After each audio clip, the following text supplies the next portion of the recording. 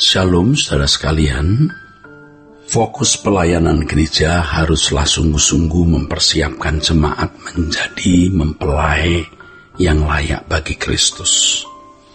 Artinya menjadi orang-orang yang hidup tidak bercacat, tidak bercela, atau kalimat lain melakukan kehendak Bapa. Untuk melakukan kehendak Bapa, orang percaya harus memiliki kepekaan terhadap apa yang menjadi selera Bapa. Untuk itu harus belajar kebenaran.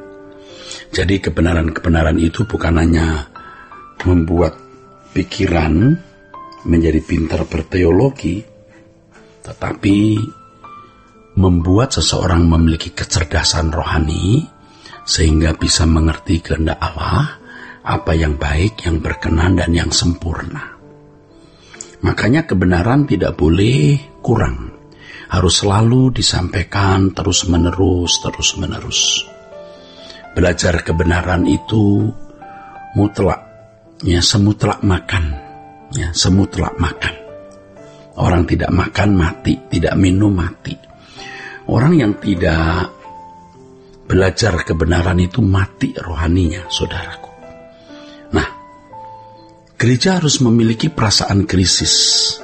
Maksud saya para pelayan-pelayan jemaat, para pendeta harus memiliki perasaan krisis terhadap kenyataan dunia kita yang sekarang ini sudah semakin jahat. Ya, banyak jemaat yang telah tertarik, terpikat, dan terhanyut oleh dunia ini. Ya, terpikat oleh dunia, tertarik dan terhanyut oleh dunia ini. Sehingga mereka tidak fokus terhadap kehendak Allah. Mereka tidak peduli kehendak Allah. Mereka hanya peduli dengan apa yang menjadi keinginan mereka. Mereka hanya peduli dengan materi, dengan fasilitas dunia, dengan kesenangan dunia dan segala hiburannya. Faktanya itu demikian, saudara. Faktanya itu demikian. Sehingga jemaat tidak dipersiapkan untuk menjadi anggota keluarga kerajaan surga. Gereja sendiri, ya, tidak semua gereja ya, ada gereja-gereja yang fokusnya pada masalah pemenuhan kebutuhan jasmani. Ciri-cirinya ini, pemutusan kutuk kemiskinan, kutuk sakit penyakit, dan berbagai kutuk yang semuanya orientasinya pada berkat jasmani. Maka tanpa disadari fokus orang tertuju kepada dunia ini. Seperti juga doa Yabes, kiranya Allah memberkati berlimpah-limpah dan seterusnya. Itu kan orientasinya masih alam pikir umat perjanjian lama yang fokusnya masih berkat jasmani di bumi ini. Berkat yang berlimpah ya berkat jasmani, yang diperluas adalah tanah di bumi ini. Kalau kemudian diisi baru dengan dalih, wah ini berkat rohani kok, ini perluasan, ini kerajaan Allah, itu maksa, saudara. Tidak boleh mengambil doa Yabes. Ayat-ayat dalam perjanjian baru sudah cukup berlimpah. Nah, doa Yabes diangkat ke permukaan, dinyanyikan, menjadi seperti doa wajib pada akhir kebaktian, itu mengarahkan jemaat pada pemenuhan kebutuhan jasmani. Ya, kalau kita memang mau berlimpah secara materi harus kerja keras. Bukan salah memiliki berkat jasmani yang berlimpah, tetapi harus hasil dari kerja keras. Bukan karena Allah memberi kemudahan, Allah kita tidak akan melanggar hukumnya. Hukum yang dia tetapkan, yang ditabur akan dituainya. Nah, kita sekarang harus mulai mengerti bahwa fokus orang percaya itu adalah batin yang diubah terus untuk menjadi serupa dengan Yesus. Nah, kalau kita mengalami proses perubahan itu dengan benar, mengalami proses keselamatan dengan benar, menjadi orang yang layak didudukkan sebagai mempelai bagi Kristus dan layak masuk menjadi anggota keluarga kerajaan, maka kita memiliki kerinduan yang kuat terhadap langit baru, bumi baru. Kita memiliki kerinduan yang kuat untuk pulang ke surga. Nah, sekarang ini hampir kita tidak temukan orang yang betul-betul rindu ke surga. Saudara, jika orang benar-benar telah mengalami proses pertumbuhan rohani, melakukan kehendak Bapa, maka itu sebenarnya dikatakan sebagai menembus batas.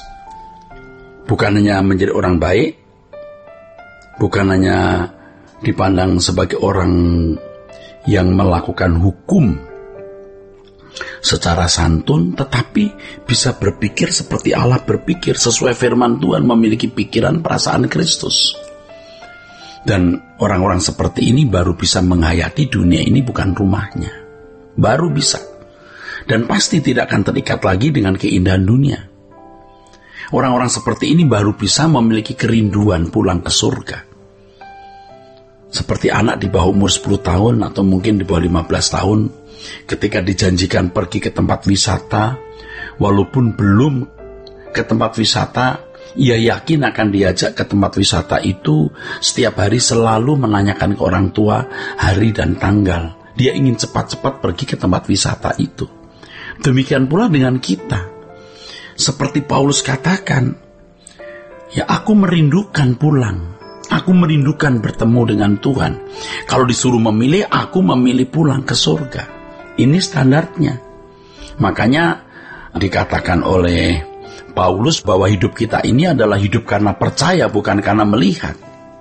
2 Korintus 5 ayat yang ke-7. Kalau dikatakan di dalam firman Tuhan di Filipi 1 ayat 22-24, Paulus menyaksikan, jadi mana yang harus kupilih, aku tidak tahu, aku didesak dari dua pihak. Aku ingin pergi dan diam bersama-sama dengan Kristus. Tuh, lihat. Aku ingin pergi dan diam bersama-sama dengan Kristus. Itu memang jauh lebih baik, tuh menurut Paulus ya. Tetapi lebih perlu untuk tinggal di dunia ini karena kamu. Jadi saudaraku, karena pekerjaan Tuhan, Paulus masih mau di bumi.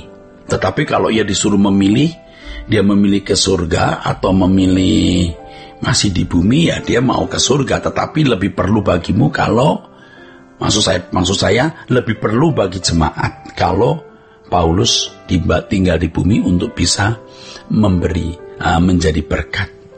Ya, sedih sekali sekarang kita jarang ya menemukan orang-orang Kristen yang menembus batas ini. Makanya kalau ada pemberitaan firman Tuhan mengenai langit baru, bumi baru, ada orang yang mencibir dan menganggap itu guyonan, ya, lalu mencemooh. Padahal, saudaraku, langit baru, bumi baru itu justru menjadi tujuan kita. Menjadi tujuan kita. Gereja-gereja harus sadar ya. Kalau saudara seorang hamba Tuhan, seorang pendeta, ayo apa sih ruginya kita kembali kepada landasan Injil yang benar, yaitu kesucian hidup, fokus langit baru, bumi baru, dan sepenuhnya kita hidup untuk Tuhan. Ya. Kalau kita melihat orang-orang di sekitar kita ya, aduh, banyak orang yang fokusnya masih dunia ini, saudara. Pengusaha, pengacara, pendidik, dosen, ilmuwan, aduh, bahkan dokter-dokter, aduh, tidak mengarahkan diri kepada langit baru, bumi baru. Mereka masih terjebak dengan berbagai ambisi pribadi, hidup di bumi, bukan mengarahkan diri kepada Tuhan dan kerajaannya saja. Jangan sampai kita berbuat hal yang sama itu. Ya, Tuhan memberkati.